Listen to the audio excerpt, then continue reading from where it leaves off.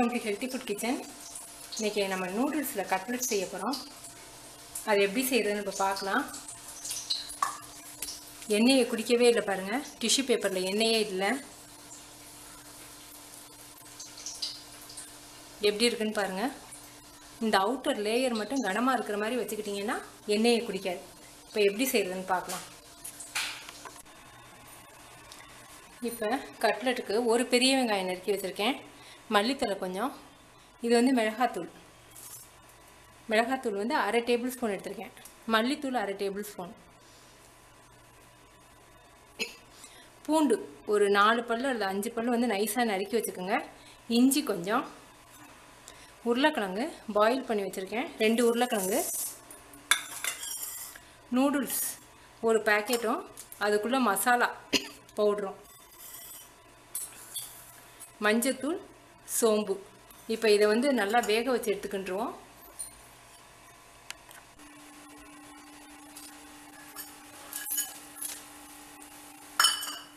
நல்லா வேகட்டும்.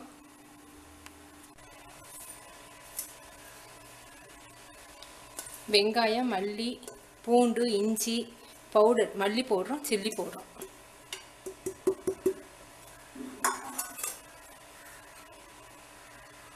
ஒரு சிட்டிகை அளவுக்கு மஞ்சத்தூள், சோம்பு அரை ஸ்பூன் போட்டுக்கோங்க,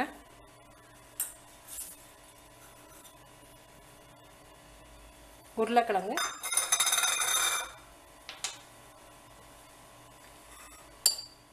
இதுக்கு தேவையான அளவுக்கு மட்டும் உப்பு போட்டுக்குவோம்.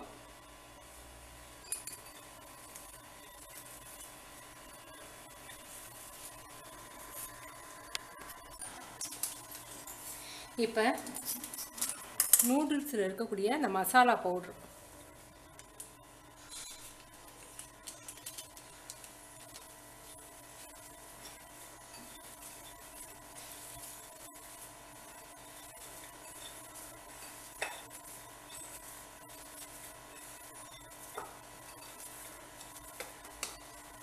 மாவு ரெடி ஆயிடுச்சு. நமக்கு நூடுல்ஸ் வெந்த பிறகு நூடுல்ஸையும் சேர்த்து நம்ம கட்லெட் போட வேண்டியதுதான். வெயிட் பண்ணுவோம், நூடுல்ஸ் வேகட்டும். நூடுல்ஸ் வந்து வெந்துருச்சு. இப்போ நம்ம வடிகட்டி எடுக்கலாம்.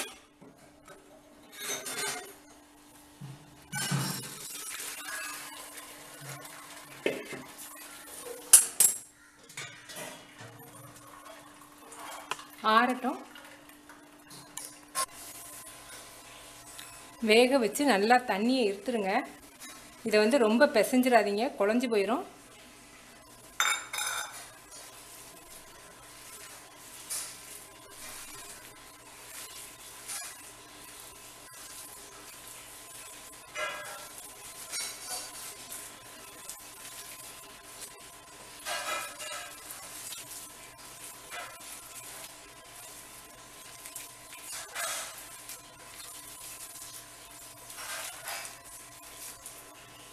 மாவு ரெடி ஆயிடுச்சு. இதை கட்லெட் உங்களுக்கு எந்த சைஸில் வேணுமோ அந்த சைஸில்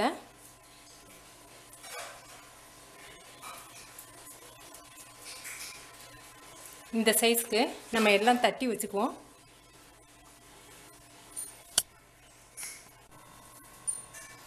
இந்த டேபிள் ஸ்பூனால் 4 டேபிள் ஸ்பூன் வந்து கார்ன்ஃப்ளவர் மாவு எடுத்துருக்கேன். இந்த மாவு வந்து கெட்டியாக இருந்தால் தான் உங்களுக்கு எண்ணெயை குடிக்காமல் இருக்கும். மைதா மாவு 2 டேபிள் ஸ்பூன்,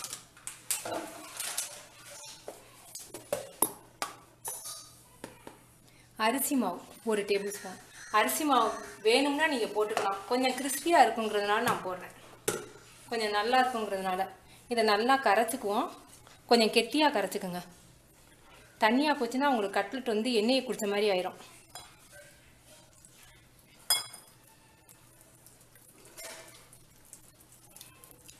இது வந்து பிரெட் பவுடர். உங்களுக்கு கிடைக்கலனா ரஸ்கை வந்து மிக்சியில் போட்டு பவுட்ரு பண்ணி வச்சுக்கலாம்.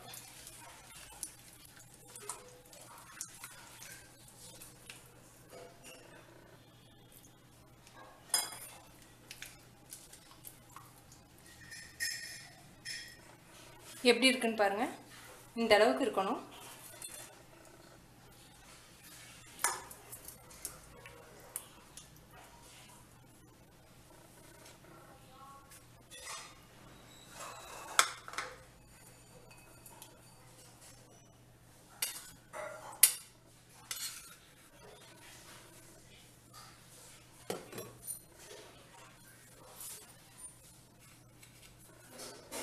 இந்த மாதிரி எல்லா பீஸையும் ரெடி பண்ணிக்குவோம்.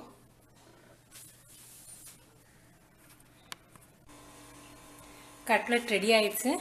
நீங்கள் கெஸ்ட்டு வர்றாங்கன்னா இந்த மாதிரி ரெடி பண்ணி ஒரு பாக்ஸில் போட்டு டிஷ்யூ பேப்பர் போட்டு வைக்கணும். ஏன்னா வேர்த்து போயிடாமல் டிஷ்யூ பேப்பர் போட்டு பாக்ஸில் வச்சு மறுநாள் கூட எடுத்து நீங்கள் 2 நாளைக்கு இந்த மாதிரி ஃப்ரிட்ஜில் ரெடி பண்ணி வச்சுக்கலாம். இப்போ நம்ம இதை வந்து எண்ணெயில் போட்டு எடுக்க போகிறோம். தோசைக்கல்ல வேணாலும் நீங்கள் போட்டு எடுக்கலாம், உங்கள் இஷ்டம்.